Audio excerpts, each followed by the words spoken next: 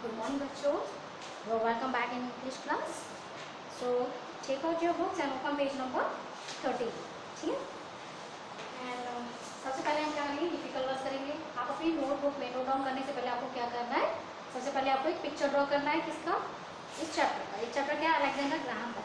आप या तो आप इसे कर लीजिए या फिर आपको जो दूसरी पिक है इसे, दोनों में से किसी को भी आप ड्रॉ कर सकते हैं. ठीक है. सबसे पहले आपको ड्रॉ करना है, फिर डिफिकल्ट वर्ड्स करने हैं, फिर मैं क्वेश्चन आंसर करवाऊंगी, वो कर रहे हैं. एक्सरसाइज आपको आपकी बुक में ही करनी है. ठीक है.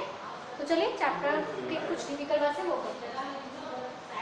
इन्वेंशन, आविष्कार, फेमस प्रसिद्ध, डेमोन्स्ट्रेट प्रदर्शन, वेल्दी धनी, असिस्टेंट सहायक, हार्मोनिक लयबद्ध, मैनेज प्रबंधन, फॉर्म गठन करना, इम्प्रूविंग सुधार करना, प्लेंटी बहुत ज़्यादा, इनफ काफी, डिस्टर्बिंग मीन्स परेशान, जो हमें डिस्टर्ब करता है, परेशान करता है. ठीक है.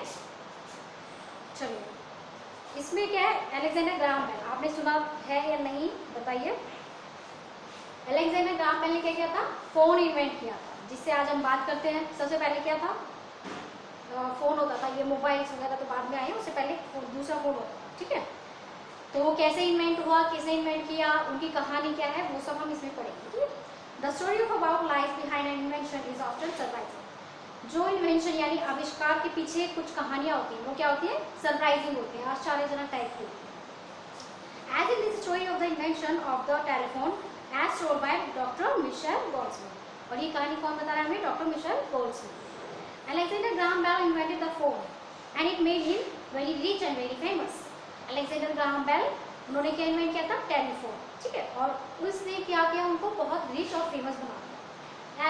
एलेक उनका शॉर्ट नेम था. Alec as he was born in 1847. उनका जन्म कब हुआ था, 1847 में. और उनकी जो मदर थी वो डेफ थी, यानी कि वो सुन नहीं सकती थी. तो इसीलिए क्या था, एलेक्स क्या चाहते थे, एलेक कि वो डेफ लोगों की मदद करें. और जो उनके फादर थे वो क्या थे, वो भी एक टीचर थे, डेफ लोगों को पढ़ाने वाले टीचर थे. ठीक है. और वो किस पे काम क्या करते थे, साइंस ऑफ स्पीच पर. वो अपने ग्रैंड डैड के साथ लंदन में रहा करते थे. Grand dad Bell was a speech scientist like Alec's father. और जो ग्रैंड के जो एलेक्स के जो ग्रैंड फादर थे वो भी क्या थे, एक साइंटिस्ट थे. किसकी तरह, जैसे कि उनके फादर थे टीचर थे, वो भी साइंटिस्ट प्राइवेट टीचर थे. ठीक है. And he introduce 15 years old Alec to science. और उन्होंने ही एलेक को साइंस से इंट्रोड्यूस करवाया कि ये क्या क्या चीज़ें होती हैं. ठीक है. Alec met a scientist called Charles Wheatstone. Charles showed Alec a machine that spoke. और एक भी क्या होता है, वो एक साइंटिस्ट हैं चार्ल्स विटस्टोन्स. तो वो उनसे मिलते हैं और उन्होंने जो मशीन बनाई होती है, थोड़ी सी टेम्परेरी टाइप की होती है, वो उसको दिखाते हैं. उसमें से कुछ आवाज़ें निकलती हैं, लेकिन वो क्लियर नहीं होती, कुछ जस्ट फनी आवाज़ें होती हैं. ठीक है. एंड बैक इन एडनबर्ग, और फिर जब वो बाद में फिर से एडनबर्ग आते हैं, Alec's dad challenge him to build a speaking machine. तो एलेक के डैड क्या बोलते हैं, अब तुम्हें मशीन बनानी है बोलने वाली. बोलते ठीक है. तो फिर वो क्या करते हैं, मशीन बनाते हैं, लेकिन वो उतनी अच्छी नहीं होती. एक्चुअली उस टाइम में उन जिस हिसाब से वो तब शुरुआत करते हैं, उस हिसाब से तो ठीक ही होती है. In 1863, Alex started his teaching job in Scotland. और 1863 में क्या हुआ था, वो अपना टीचिंग जॉब शुरू करते हैं. और वो होते कितने साल के, he is only 16 years old. Okay. और वो अपने से बड़े लोगों को पढ़ाते हैं. Being a scientist sort of person, he used to see his mouth in the mirror at night to investigate vowel sound.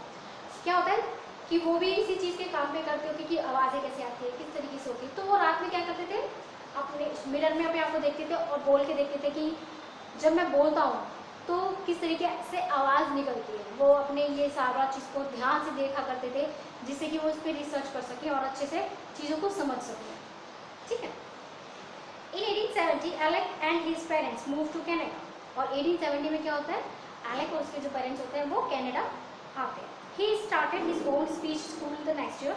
वो अपना खुद का स्कूल बनाते हैं स्पीच का, जहाँ पे स्पीच थेरेपीज होती है, बोलने का तरीका कैसे होता है, ये सब चीज़ें बताया.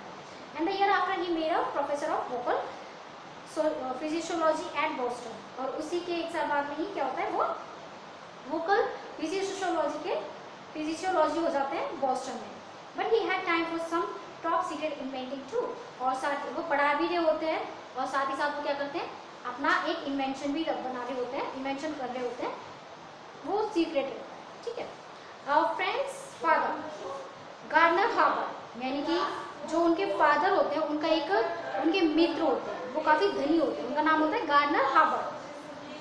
वो एलेक को असिस्ट हेल्प करते हैं, पैसा देते हैं उनके रिसर्च के लिए। फिर उनका एक सहायक होता है, वो भी उनको हेल्प करता है, और इस तरीके से वो क्या करते हैं, एक मशीन बनाते हैं जो कि वो पूरी टेलीफोन जैसा तब नहीं बन पाता, वो आधा पार्ट ही बन पाता है, लेकिन वो क्या करते हैं, उसको पेटेंट भी करवा लेते हैं और धीरे धीरे उस पर और रिसर्च करते हैं, और फिर फाइनली एक दिन वो उस चीज़ को बना भी लेते हैं, ठीक है।